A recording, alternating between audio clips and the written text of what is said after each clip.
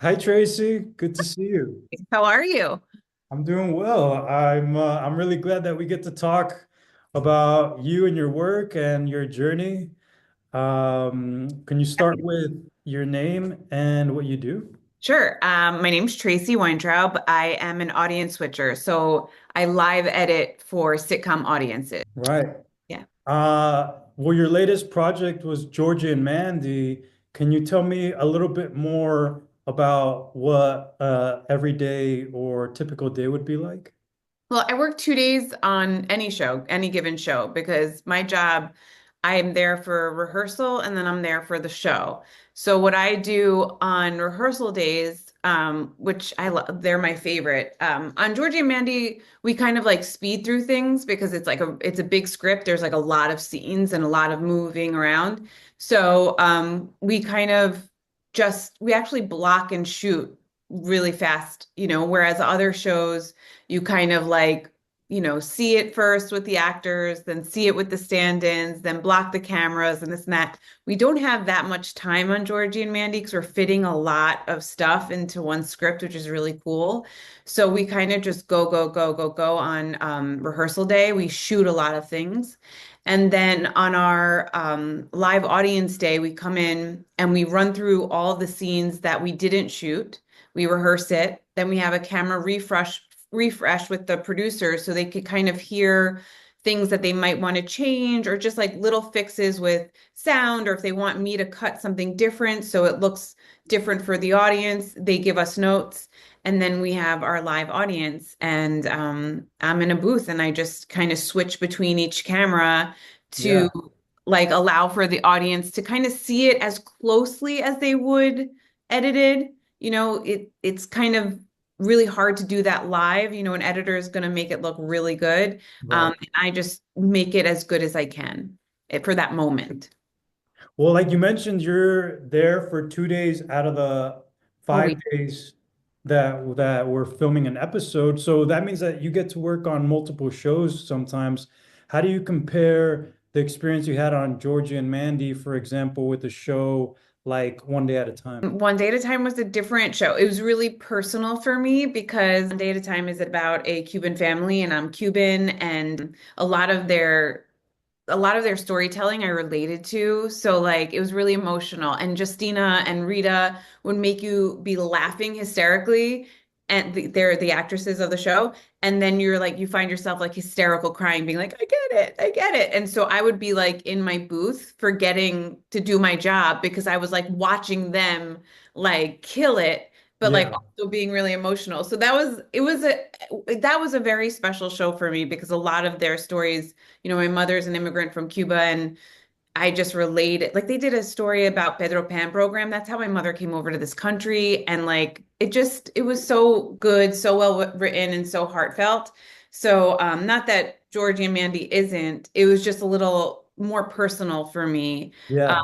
and I was getting to work with these Hispanic actresses that like just blew my mind, like really. And but it's really crazy because I say this about Georgie and Mandy, and I said it about Mike and Molly.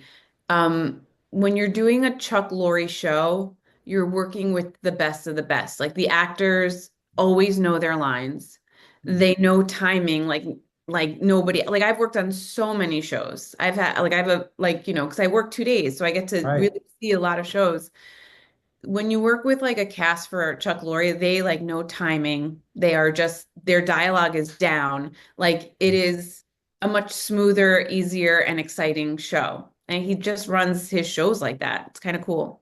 Yeah. Yeah, I've had the same feeling of whenever you're on a Chuck show, you always want to bring your A game. You want to make sure that you deliver what's expected of you. And not only that, I mean, you get to work with the best of the best. Oh yeah, it's really cool. I mean, and like the writers are great. Everything's really smooth. Not like One Day at a Time was really smooth. I loved how that was run. I loved how they included me, like, and really, like, when they gave notes, like, they were just like, hey, that was a really special show too.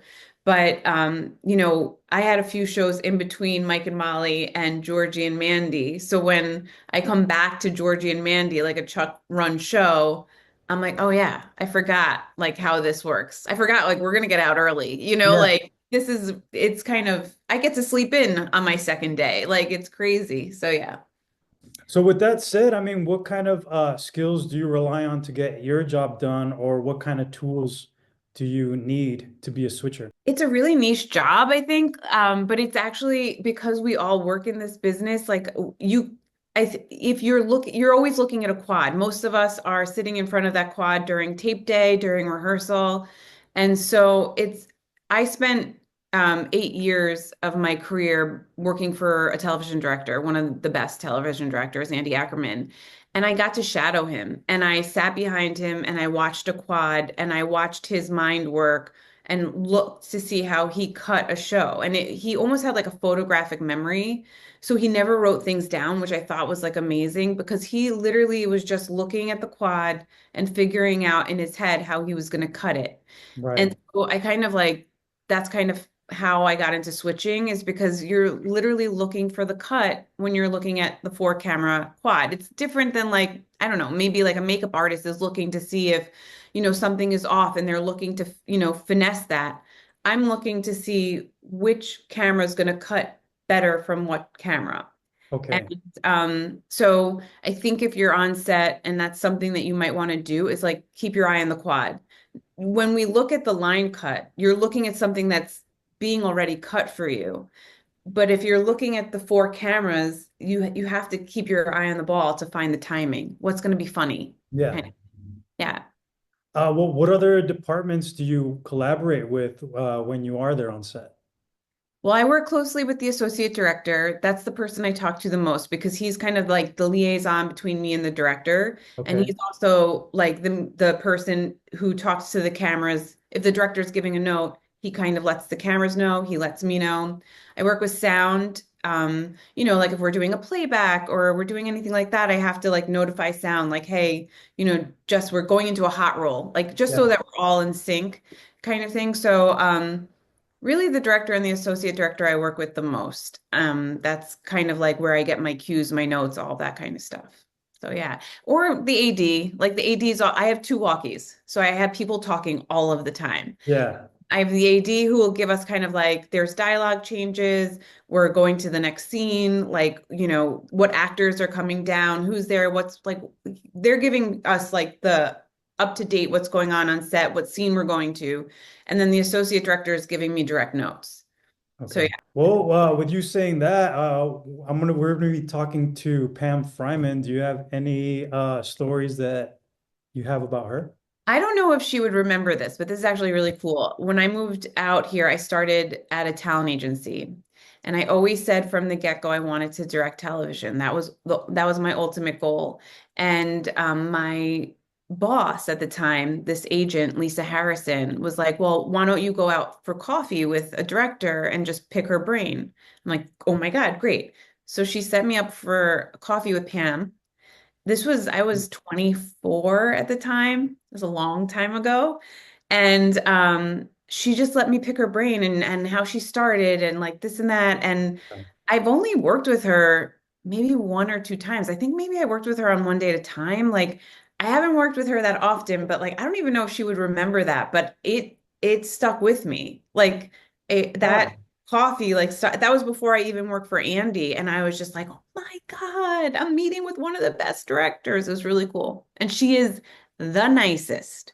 She's just fantastic. Yeah. And she's such a good director too. So yeah.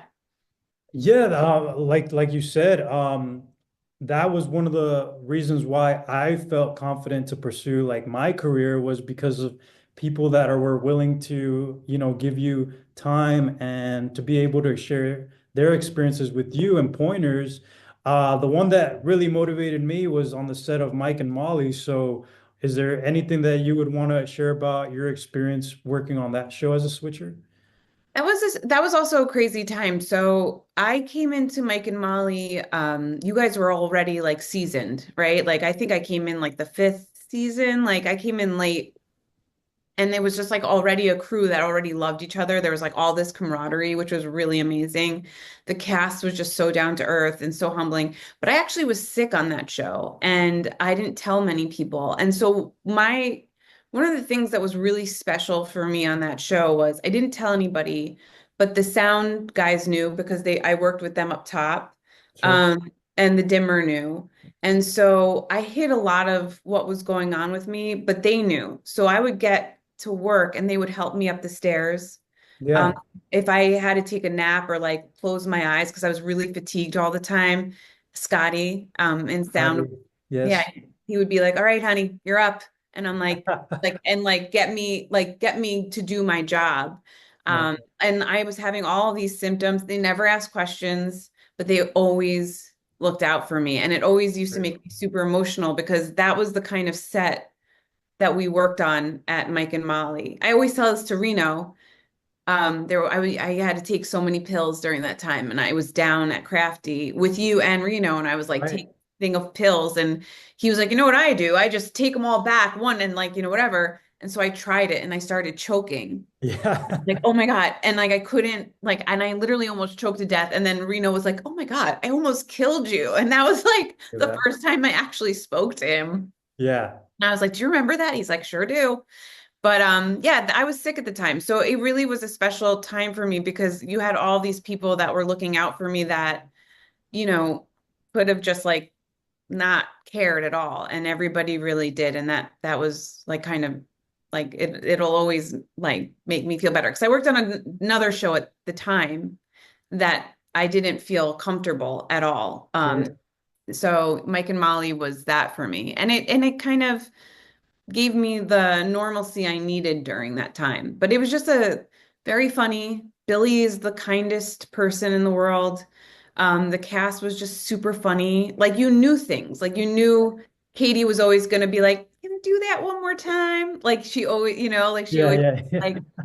And it was just a really special crew. I'm really glad that I was part of that.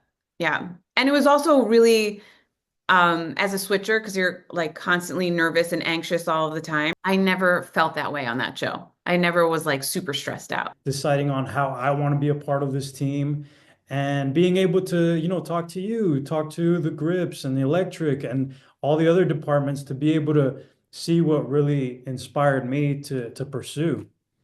Yeah, I mean, it's one of those things that like I learned early on, like when I worked for Andy, we did the New Adventures of Old Christine. Yeah.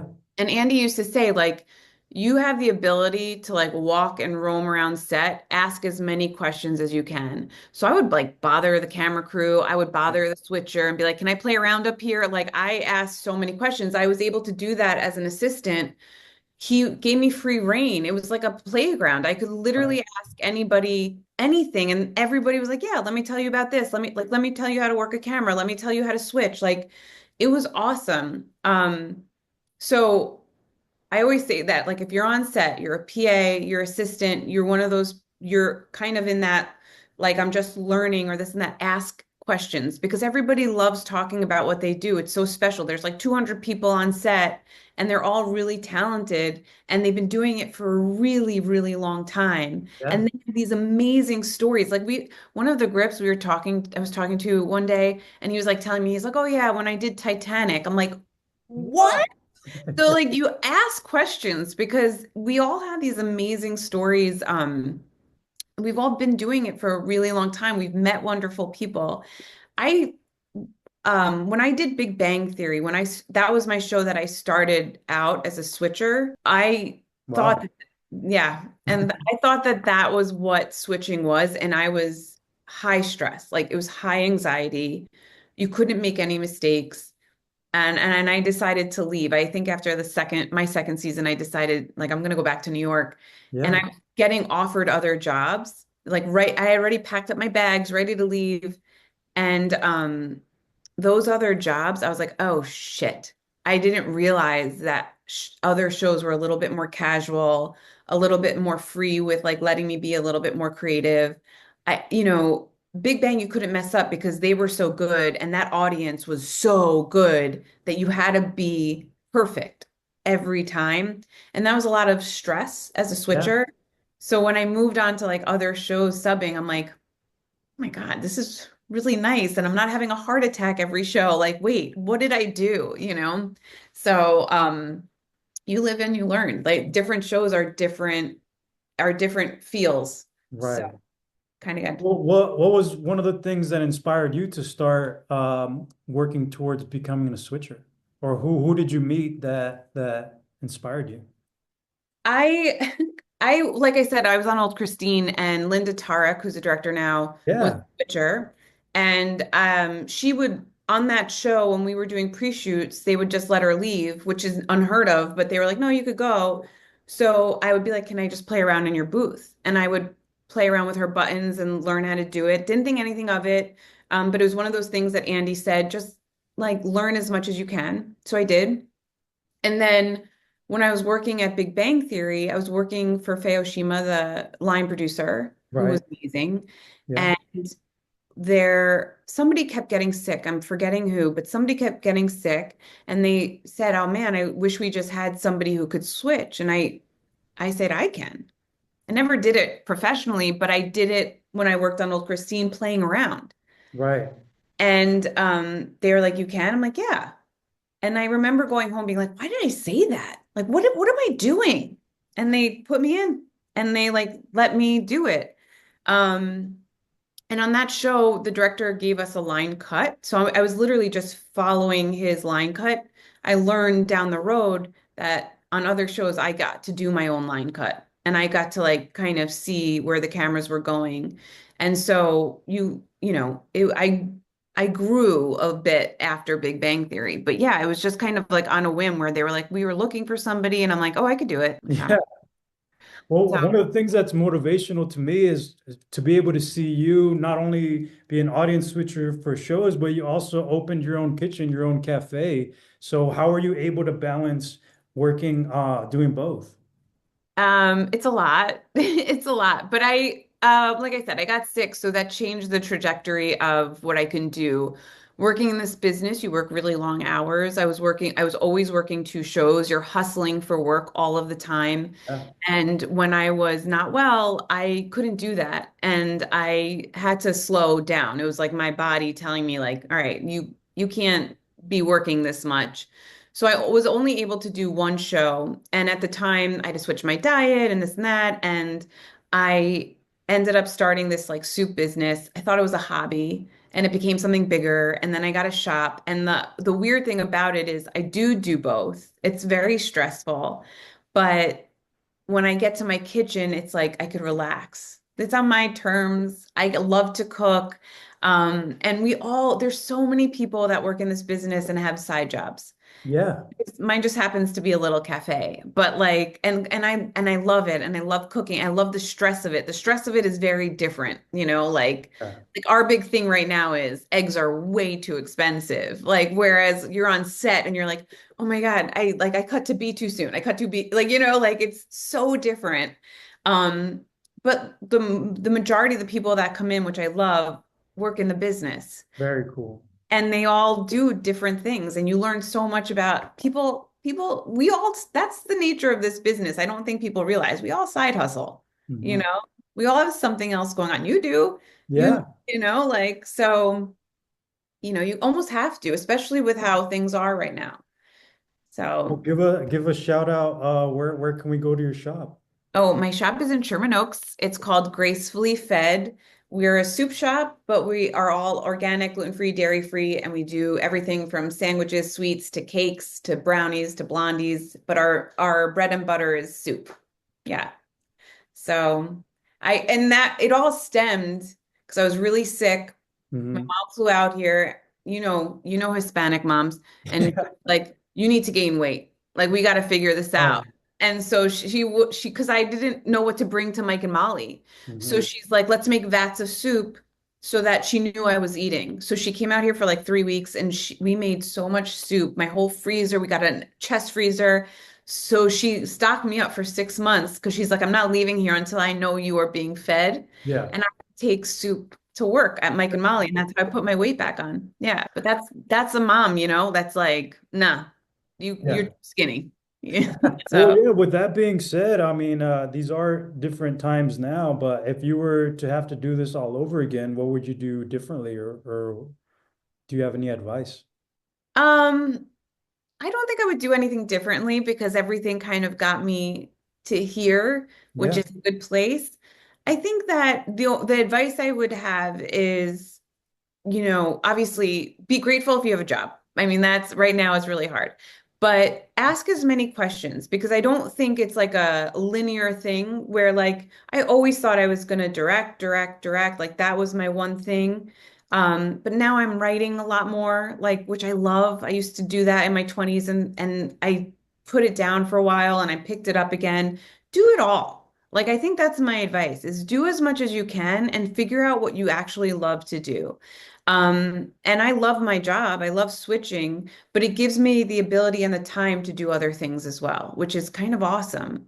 But I think that if you're gonna go in, make sure you ask the questions, learn, learn what you as much as you can, and just be grateful that you get to be on set. I think in my 20s, I didn't appreciate it as much as I look back and I'm like, dude, you were working with Julie Louis-Dreyfus. Like, you know what I mean? Like, you don't think about it when you're in it.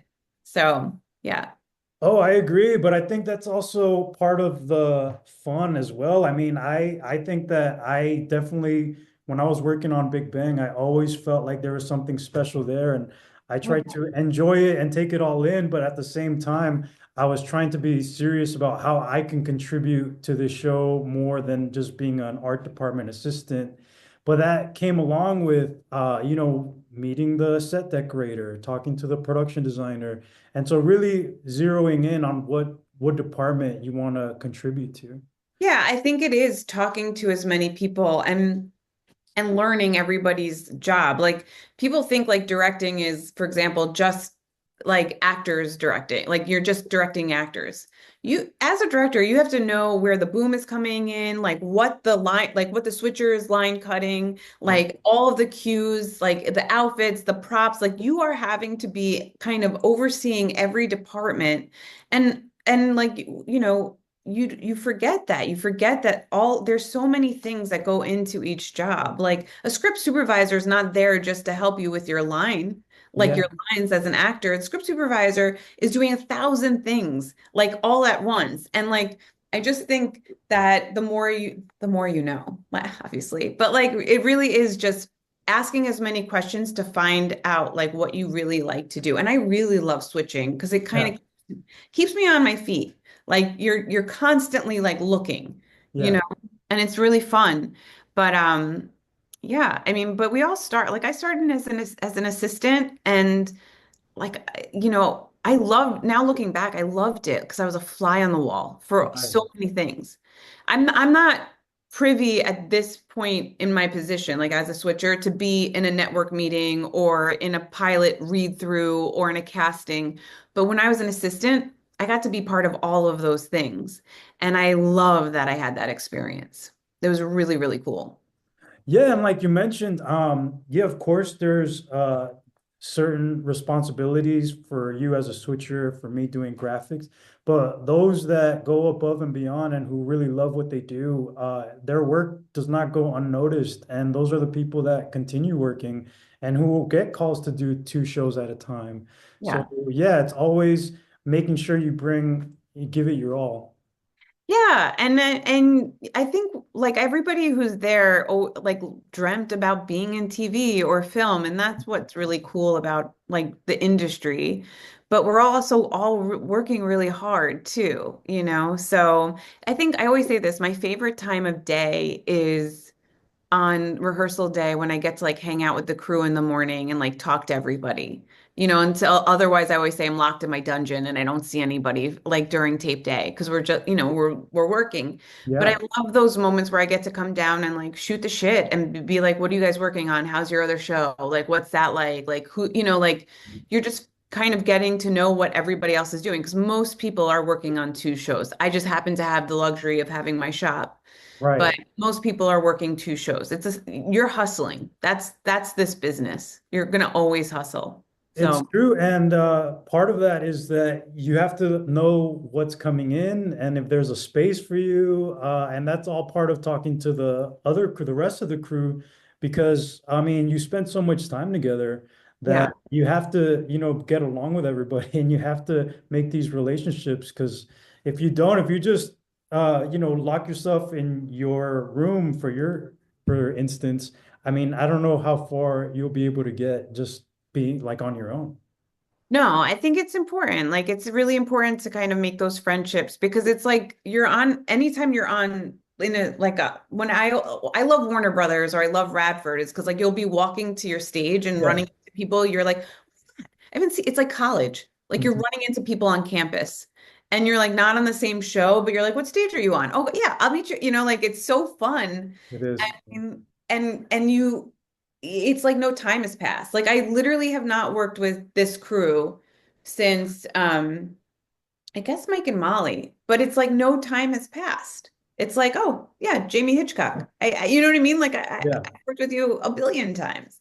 So it's my favorite thing is that you get to run into these like wonderful people that you've shared so many experiences or different shows with. But it's yeah, you don't want to be, and I could, if I wanted to, be Right. locked in a booth all day. You don't want to do that. Get downstairs as much as possible. Yeah, it's the best. Very cool. Thank you, Tracy. I'm really glad that we got to talk and hear a lot about your side and your work on Georgie and Mandy.